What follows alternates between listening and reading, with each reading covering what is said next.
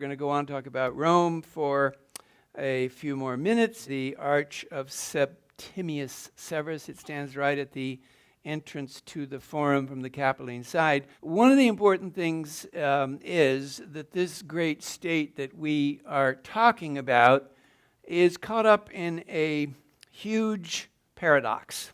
First of all, on the arch is a beautiful figure of a human being, and it is a good reminder. You can walk all around the Forum and see hundreds and hundreds and hundreds of portraits and various sculptures of figures, that Rome, like Greece, held up the individual to a very, very great value, the uniqueness of the individual. In other words, also in this, it's an extension of Greece, or an intensification, really, even a more intense development of individual identity in terms of literature, art, architecture. So we will have books published now, collections of people's letters. We will have all kinds of journals and things published, on and on, all those things that we take for granted as part of Western civilization. It's really Rome that creates these kinds of works of literature and works of art. And so it's a very nice thing to just take a minute here and just look at a few examples of Roman portraitures so that you can see how spectacularly successful they were in creating unique individuals. I'm going to take you here to the Tomb of Augustus, which is right next to the Tiber River. So you see on the picture there to the left of the picture is the Tiber River. It shows it the north-south direction. The tomb is ruins, but right next to it, which you can see in our picture, right next to it is a museum, a great museum, one of the most beautiful museums in all of Rome, where the great sculpture that was gathered together at the time of Augustus is kept. So if we just step over to our left from the tomb, you're looking here at the tomb. The tomb has never been completely restored. It's been maintained. Various governments have thought of restoring it, but now it's just still in this condition. But just to the left of it, in a beautiful building, are the collected works that were attached to and were located here in this area. That's a series of busts of different Romans. And what I want to show you are these wonderful sculptures. They're all part of what's called the Ara Pacis. That is the altar of peace, A-R-A, and then P-A-C-I-S. And I just picked this because I do really think these are the most beautiful portraits in all of Rome. Also, it's such a beautiful museum. It's such a beautiful place to go. So if you go to Rome, put it on your list. Ara Pacis, P-A-C-I-S. And what we're looking here are these huge marble plaques that were all affixed to a multi-story marble altar of peace. So if you came to it, you would have been looking up at like a two-story building, all marble and all covered with sculpture around it. And so the Ara of Pacis, as you see right here, this is the imperial family. This is the family of Augustus and Livia. Livia's in the middle there. Some of the little boys, some of their grandsons, so Claudius and Nero and some of the other later rulers. So you're just looking at that amazing panel. These are continuous. They go one after another. No, but just look at that portrait of the little son, of the little grandson. Isn't that amazing? I mean, it's 2,000 years old, 2,100 years old, and yet look at the sensitivity of the sculptor on that beautiful little picture. Or look at this one. Look at these. These are all figures parading to the altar. So the actual depiction of these individuals is, of course, an imperial filing to the altar. And so these are all, important people in the Roman government, including Augustus and Livia, as they walk to the altar. So these pictures of these people coming to the altar are on the side of the altar. So they were to depict this parade up to the altar.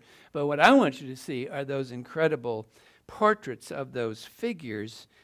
If I move closer to them, look at that. Isn't that spectacular? I mean, 2,100 years ago, you have artists who are so skilled that they can render those three faces. Look at those three great Roman faces, and I can take you even closer. Look at there's a lady, and then right over her on her right is one of the priests. He's wearing the little thing on his head, which is an indication that he's a priest. And there's another one. Look at him. Isn't he amazing? Yeah. Yep. Or here.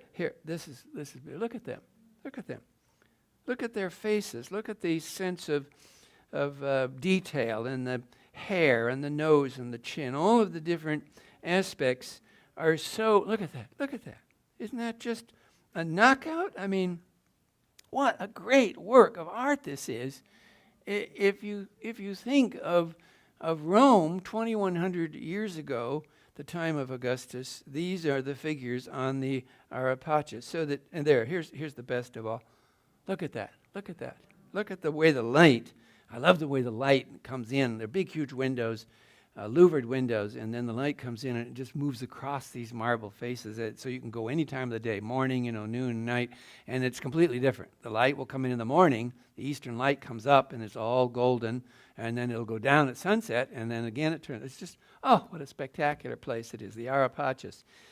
So what you see is what I said to you, that is a sense of, here's another one. I've got one more. Oh, my God, look at that. It is a fascinating mark of how interested in human uniqueness the Romans were. Now, let's go back to the Forum for a second, and let's look at that famous building at the back of the Forum of the Colosseum. And keep your mind on human dignity, human excellence, human uniqueness, all of those things we just saw. And now think about the Colosseum. What was the Colosseum for?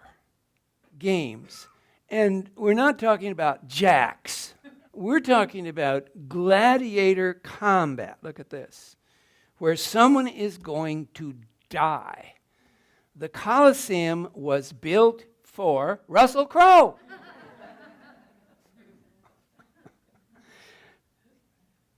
But it was built for combat to the death. Every one of these games, whether it was man against man, man against animal, it didn't matter. Here's one with a tiger.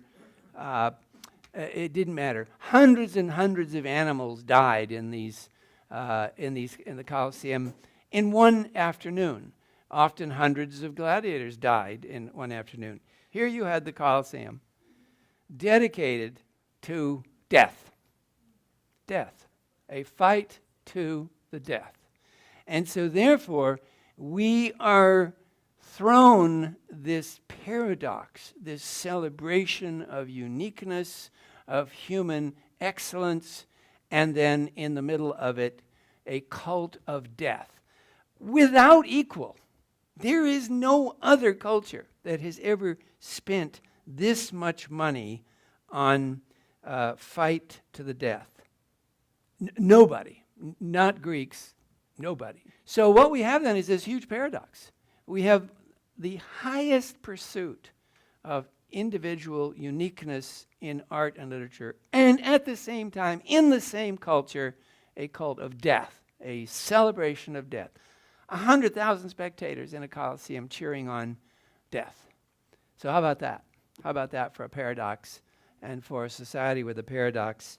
There's of course more paradox, but still that's the central one. So just keep that in your mind. A spectacular constructive society in terms of constructing roads and bridges and cities and markets and money and coins and education and Greek literature and Greek values and Roman literature, and at the very same time, in the very same city, a Colosseum dedicated to a fight to the death and a celebration of death.